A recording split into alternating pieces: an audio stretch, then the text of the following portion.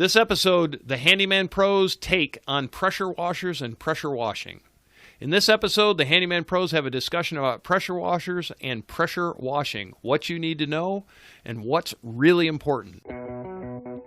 Welcome to the Handyman Pros radio show, home improvement and maintenance tips from the pros. Thanks for listening to another edition of the Handyman Pros radio show, where our goal is to help save you time, money, and aggravation on your home maintenance and repair. This edition's entitled, The Handyman Pros Take on Pressure Washers and Pressure Washing. To help me explain, I'm here with my ever-cheerful co-host and old buddy, John. John? Yep. What have you been doing this week, John? Well, kind of what led up to this show is that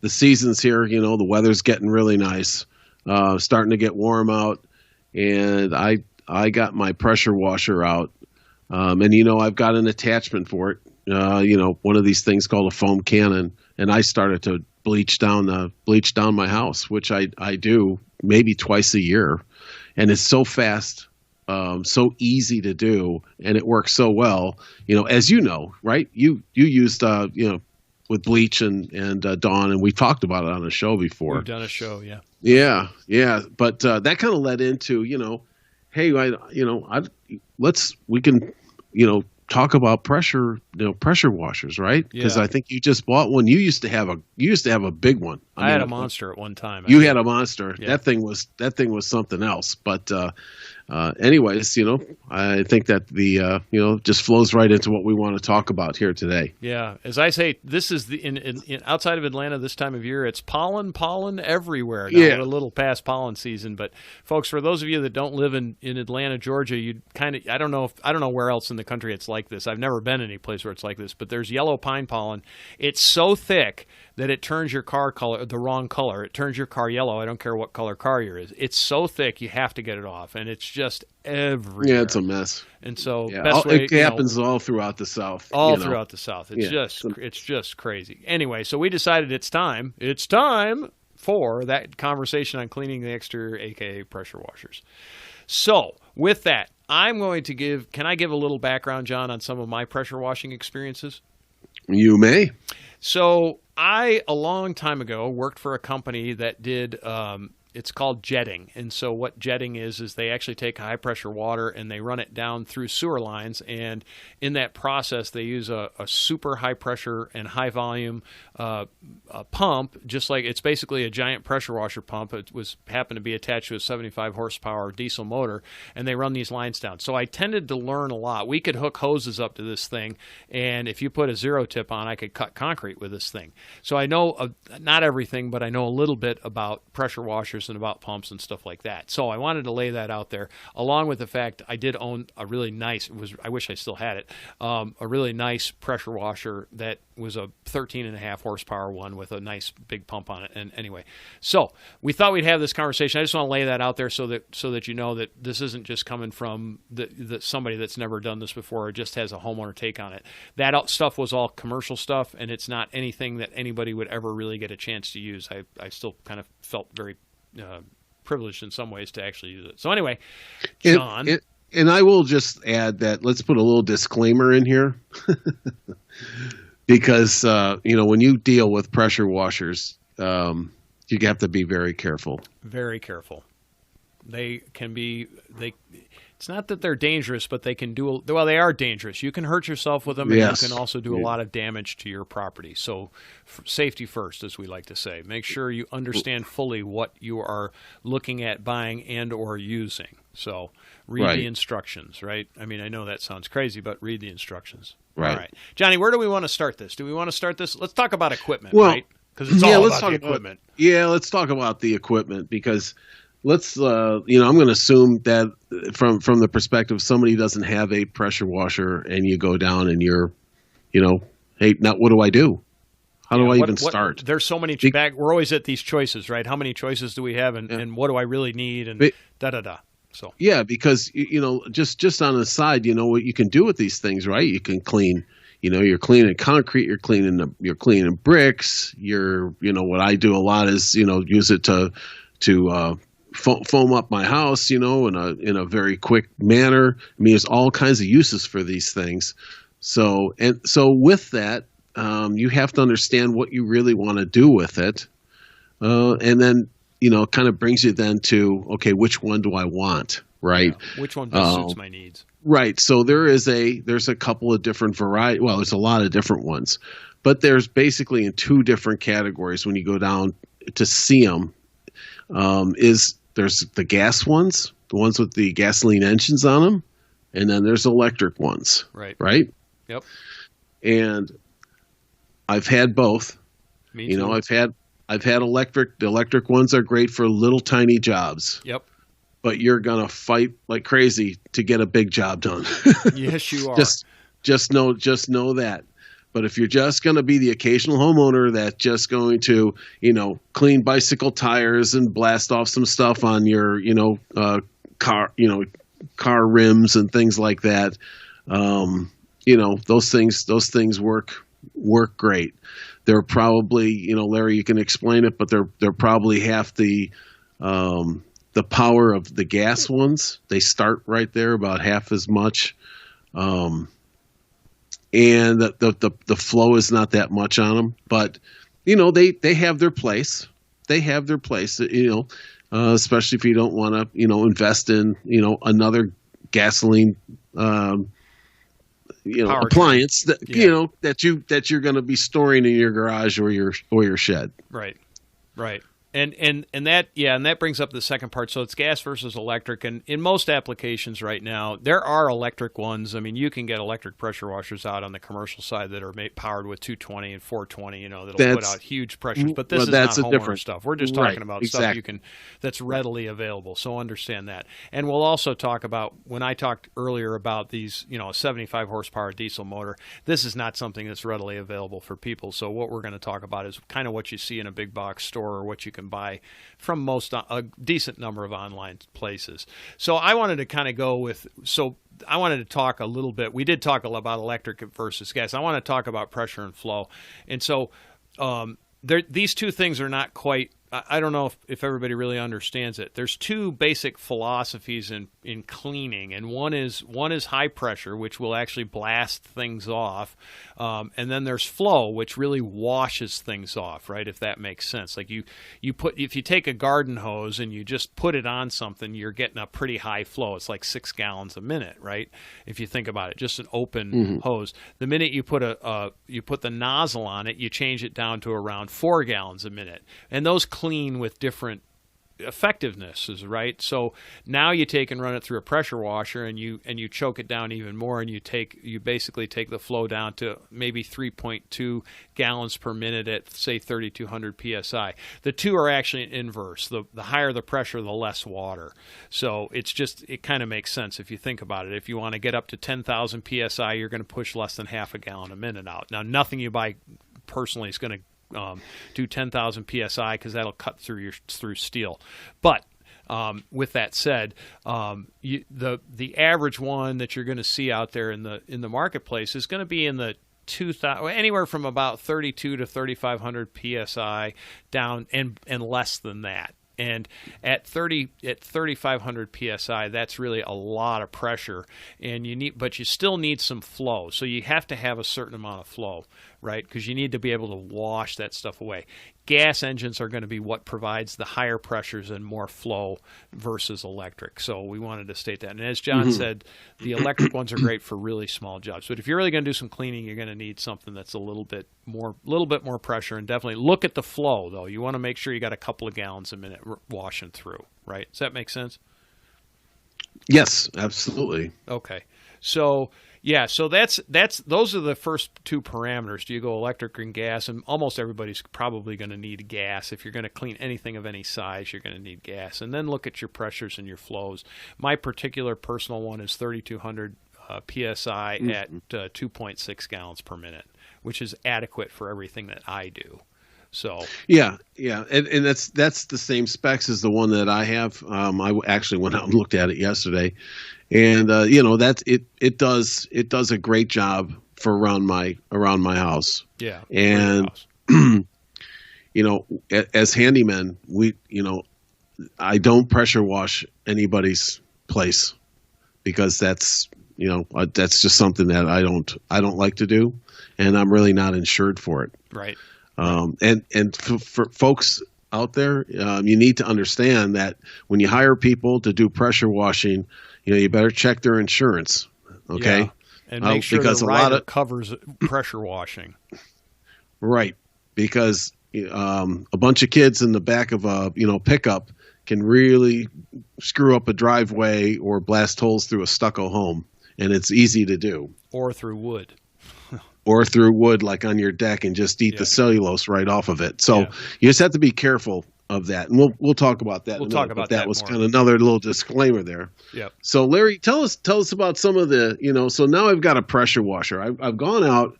And I said, hey, I really like to use this thing a lot, so I'm looking at, hey, I like to do my own driveway.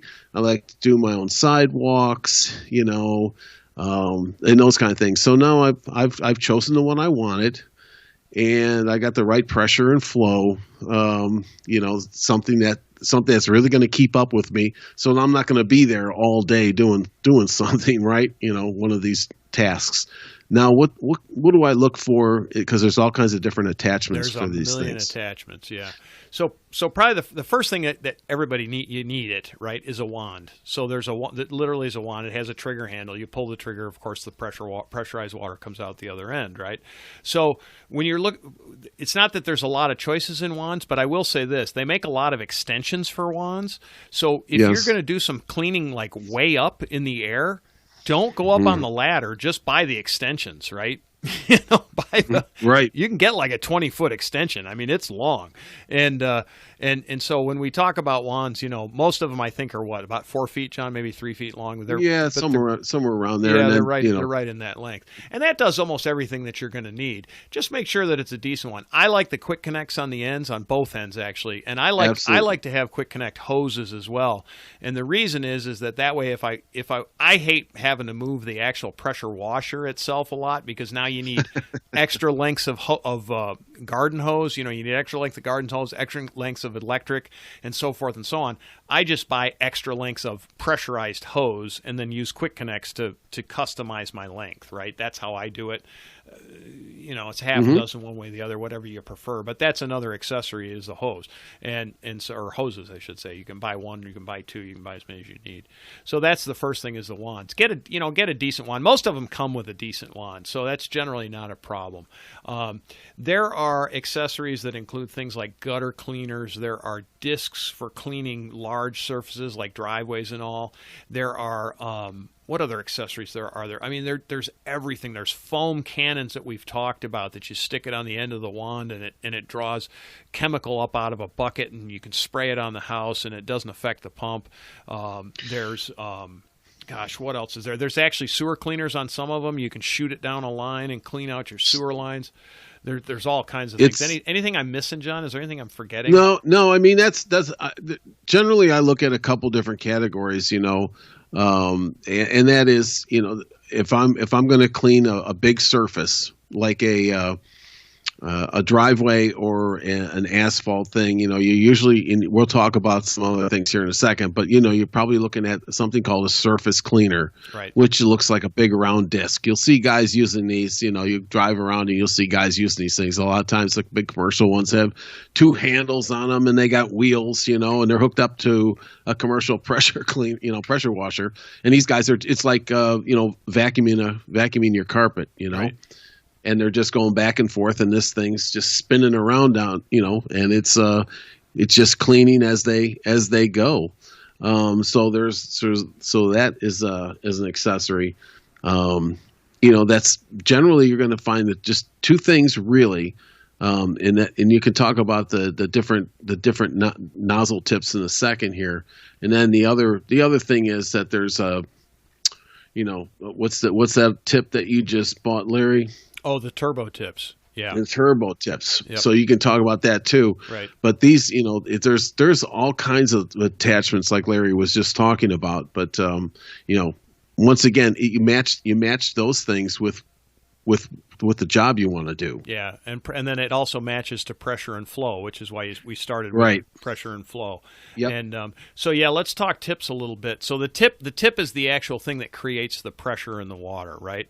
So the tips, and the tip is the actual end, what you stick into the end of the wand. That is the tip. Mm-hmm. And tips start at about a 45-degree angle, meaning they shoot the angle of the water is going to be a 45 degree. That's a great big wide spray, right? And it puts out less pressure than if you went to a zero tip, which is a very, very fine point tip, right? So they're usually 45, 25, like 15, 10. You can get them in all different kinds of degrees, but it all depends on how much actual cleaning that you have to do for I'm going to call it the stubbornness of the stain, or how much pressure are you trying to put on a various different amounts of points. Now, this is where people get into trouble with them, is they put the wrong tip on, and then they actually damage things. And the biggest one that does the most damage is zero tips. So it's called a zero tip. It's a zero. It puts all the pressure into one point, and it will cut concrete. At 3,200 at 2.6, you will cut concrete. Yeah, you can write your name in the driveway. You can write your name in the driveway, yes. And so I recommend most people don't use a zero tip unless you absolutely have to, and you're extremely careful, because if you run that across your pants, you will inject water into your skin. So one has to be extremely careful using zero tips. But start with the widest tip and go smaller. It's just the best way to do it. Get it to where it's cleaning to where you want to do it. Plus, the widest tip cleans the most area. So you want to go as wide as possible, because you can't spend all day cleaning an area, right? So it all depends on the size. The turbo tip that John's talking about it's a rotating zero tip piece, and they're available. Usually the place that I get mine is Northern Tool and Equipment, and they're called a turbo tip, and they spin, and that zero tip spins at about 400 or 500 RPMs. It's pretty fast, and it creates almost like an 8 or 9 inch cone that it cleans at. So it cleans about 8 or 9 inches with a zero tip. Now, got to be careful with that. Again, remember it's a zero tip, but it does clean a large, wider area. So, when I start, we're going to get into techniques in a bit, but we're going to talk about techniques. But all of these different kinds of tips are out there and available. And this leads us into our next point, is where should you buy one of these things? My personal opinion is, and this is my personal opinion, is that you should find somebody that actually specializes in pressure washers and tell them what you're trying to do, and they're going to give you the tips and tricks, just like we try to do here at the Handyman Pros Radio Show. They're going to give you the tips and tricks so that you don't destroy anything, hurt yourself, or cost you money. They basically should save you time, money, and aggravation.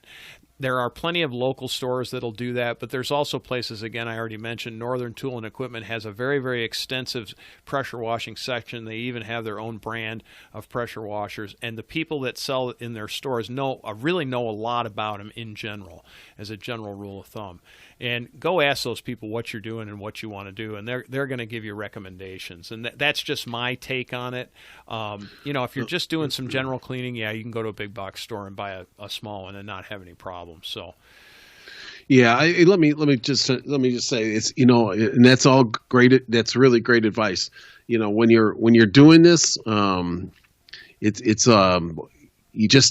just wanted to reiterate, you just need to be careful and try these things out, and get used to working with them.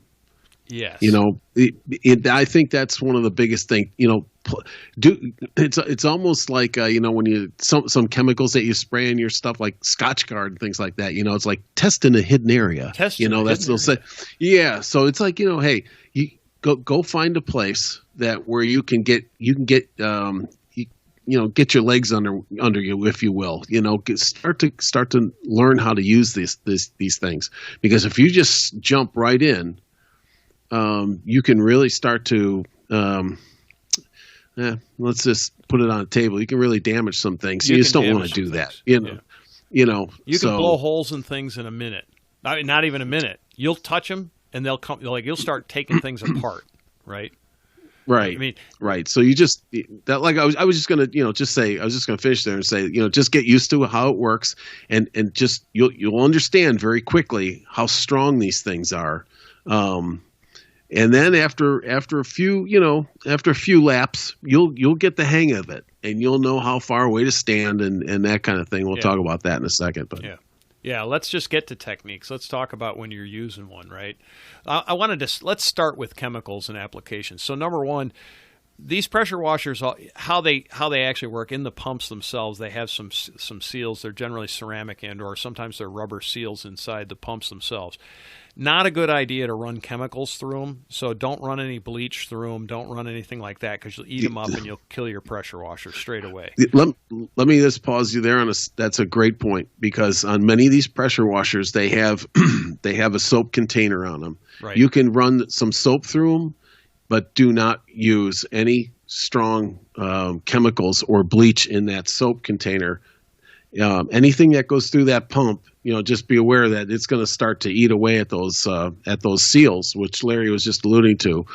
And that's where kind of the foam cannon, that's an attachment that goes on the end of the wand, so it's not introduced into the pump with itself at all. So just be aware of that. Yeah, and that's the reason that we recommend using a tip applicator, aka foam cannon, and they will put out good quantities of product without damaging the pump or the hoses too, to a degree, because if you run the wrong chemicals through the hoses, it's that same old cornucopia of mess that you can get. You can start taking off the inside of the hose, and that ruins the hoses and so forth and so on. So, I mean, just for example, when I'm doing if I'm going to do light like a 25-75 bleach mix, or I'm going to put 25% bleach and 75% water in and lay it down to take, say, mold and mildew off of something. I do that. We've learned, and we talked about this in our previous episode, but you put a little Dawn into just a regular pump sprayer that's made for it. So you go down to the big box store or whatever, and you buy just a pump sprayer and spray that stuff on, and then take it off with it. Start with that widest tip. Use the widest tip.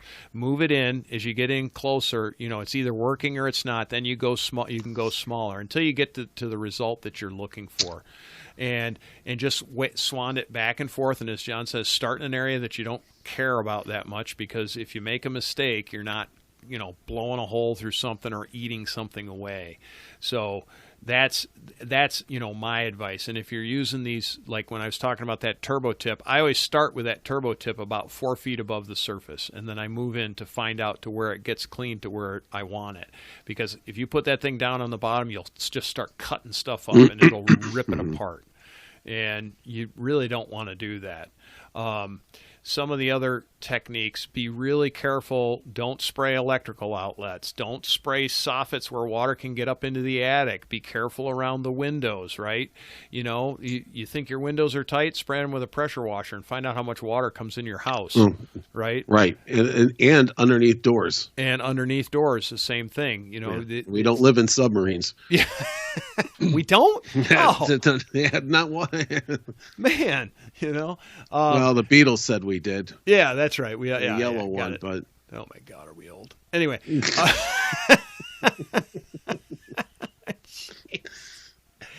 Anyway, we're not trying to shag you away. We just want you to be careful when you're using these pieces of equipment so that you don't damage anything. Because, one other thing, John, let me ask you a question. Have you ever found any wood rot while you've been pressure washing? Yeah, absolutely. Yeah. Absolutely. And, I found, I pressure wash my deck. I'm very, very careful. But you will find some soft wood when you do it. And, just be prepared. Just make sure that you don't. Just make sure that you don't. Like we've been talking about, blow holes through stuff, because you can, especially on wood products. Yeah, and your simple cleaning job becomes a major, not necessarily major, but right. becomes a repair job as well. Right.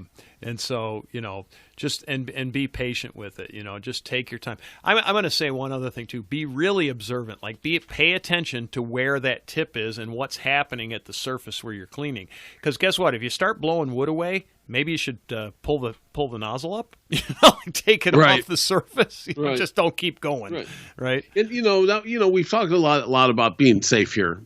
But on the other side of this coin, though, is that these things are tremendous accessories for your being a homeowner, because you can absolutely. really clean. You can do a lot of work with these things in a relatively short period of time that you could never get done. Yeah. And if you're those kind of folks that really like to do their your own DIY stuff, and you really like to get involved, and you like to spend a nice hot sunny day outside cleaning your driveway for a couple of 3 hours, this is the kind of thing for you.